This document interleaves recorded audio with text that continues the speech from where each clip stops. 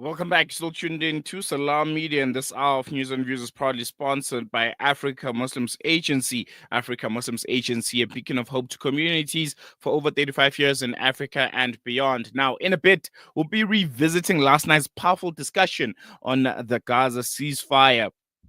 Is there a cause for celebration, or is this just another false hope? And there was a stellar panel of voices which included Professor Halper. He's the director of Israeli Committee Against House Demolitions. There was also Alan Howitz, SA Jewish for Palestine member, and Osama Nazzal. He's a Jenin-based journalist, and they were all live last night on Wednesday nights with Inayat Wadi. And this was an awesome conversation. If you missed it, you can head over to our social media where you can get the full interview or check out our podcast channel, and you'll be able to listen to it. But yeah, here's a little snippet from what was discussed there. We'll see you a bit after this.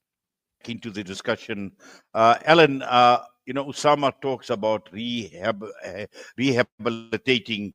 Obviously, the after the genocide that it actually unfolded in Gaza, and we've seen throughout the last 15 months, we've seen civil society, we've seen the BDS movements, we've seen Palestinian solidarity organizations, we've just seen human rights organizations, we've seen humanity at large raise their voices as to what was unfolding in Gaza at this point in time.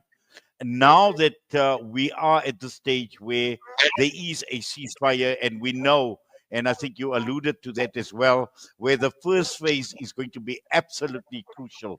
The 42 days that this agreement or the ceasefire agreement actually speaks of is going to be absolutely important, is going to be critical before we even start thinking of the next stage of the ceasefire agreement. Just looking at it from your perspective, from civil society, from humanitarians, from the solidarity lobbies right across the entire world, what discussion should we be having? I think Osama's completely correct. I mean, people are returning to an absolute wasteland.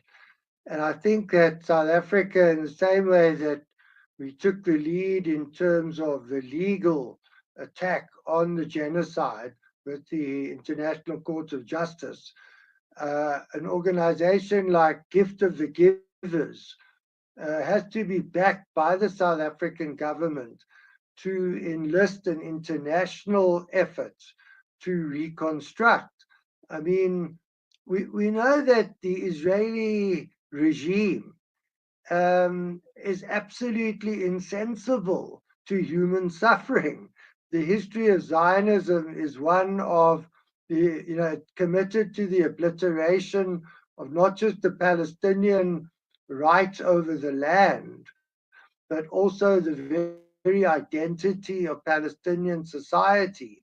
We know that Palestinians have been exploited right throughout, the last 80 years as a source of cheap labor for Israel, and that the plunder of natural resources of the West Bank and Gaza before that, was also a fact of life. So I don't think we can expect Israel to in any way become a serious partner to reconstruction. It requires enormous international pressure. But where will we see this coming from? We had hoped that as a member of BRICS, South Africa would be able to marshal support from Brazil, from Russia, from China. Now there's a whole new set of members of BRICS. But we don't see BRICS taking a really serious step to counter the American NATO presence in the Middle East, unless it's for their own national agendas. We don't see a bigger political horizon arising from any bloc of nations in the world.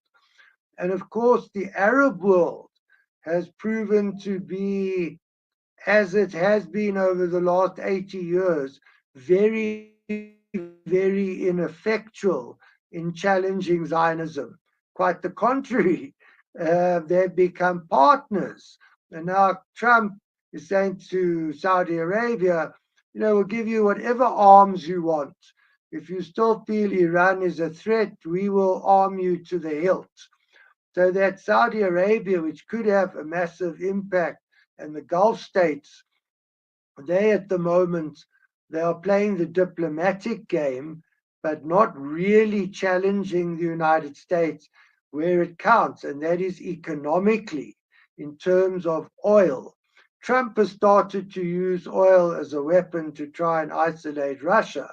But if Saudi Arabia and the Gulf states turned the tables and said, well, we are going to increase the price of oil and at the same time drop production, the United States would be hard hit, and so would a range of American allies. Then we might have some pressure to allow the true reconstruction of Gaza and some political movement in terms of negotiation. Having said that, we know that the two-state solution is not a solution, it's a lie. There can only be one way for Zionism to end, and that is the dismantling of the Israeli Zionist state. Now, of course, that is another issue. But in terms of any long-term solution to the neo-colonial struggle, or rather settler colonial struggle, we need a type of fundamental political earthquake. Yes, thank you for that, Alan. Prof. Jeff, we know with these ceasefire negotiations that had taken place, both Joe Biden, Genocide Joe, and Donald Trump had taken credit for realizing or achieving this ceasefire. The key question here is, now that Trump is in power, and the question has been raised, what did Donald Trump tell Netanyahu, or what did he promise Benjamin Netanyahu in exchange for the ceasefire? Well, I think I mean, that's one of the problems we're facing, just to put your question in a little bit of a wider political context, and that is that Trump, all international politics has always been transactional to some degree, but it was balanced over the years by realpolitik and power and interests, and sometimes human rights issues, international law, things like that, alliances. All that's gone in the Trump era, and Biden actually played into that as well, where everything is transactional. There are no values, there's no human rights, there's no justice, there's no compassion for Palestinians, for example. It's all a deal. And that's the language of Trump, of course. And so that's what makes it very difficult for us as civil society to intervene, because there's almost no way in which we can influence them. There's no opening for us to talk with them in any kind of a dialogue.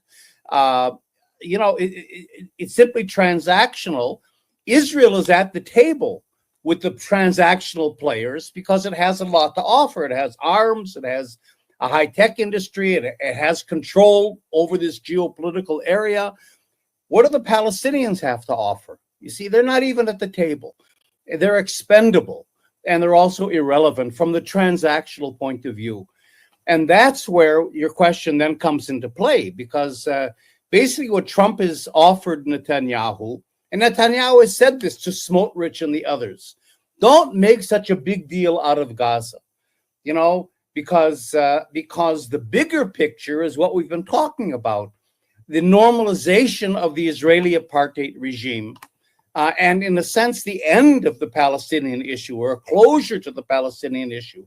And so that's the big picture, I think, that Netanyahu is taking with him, that he has that commitment from Trump and from the Arab world, from much of the Arab world, so that gives him then, that incentive to make certain smaller concessions in terms of the ceasefire, in terms of going into stage B, making certain concessions to Hamas or to even to Trump himself, But at the same time, he's being promised this, really the end of the conflict is the way Israel puts it, if in fact this normalization goes through.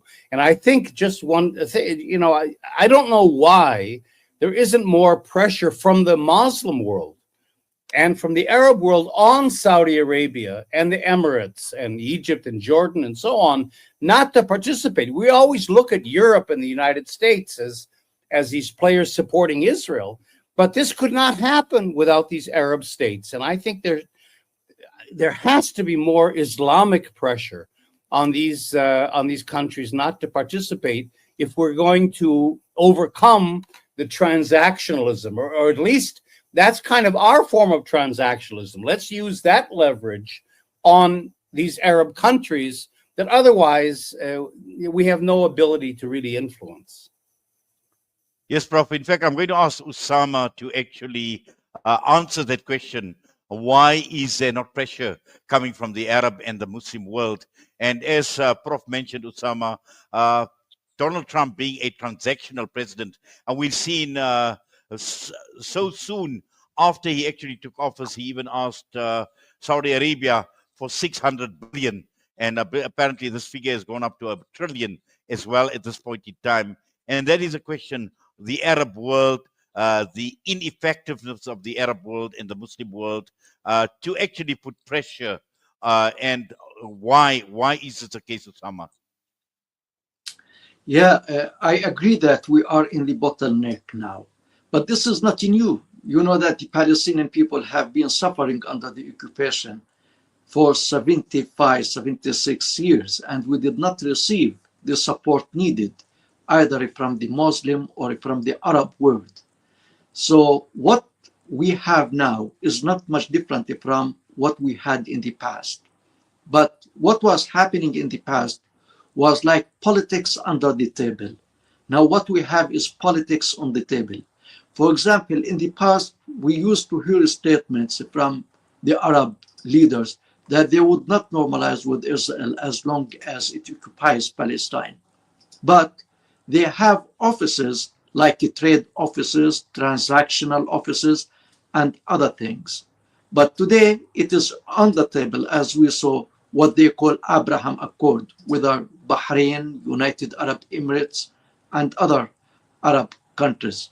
But the process is the same and its consequences are the same, that the Palestinian people suffering continues and Israel on the other side continues to entrench and strengthen its occupation and its colonial presence in Palestine, building more settlements, bringing more settlers, and establishing more Israeli terrorist militias by these settlers who practice all forms of violence against the Palestinian people, mainly in the West Bank, because almost all of the settlements are in the West Bank. And we saw many incidents where settlers set Palestinian families and children on fire, like the Dawabsha family in the north and the Muhammad Abu Khdeir in East Jerusalem.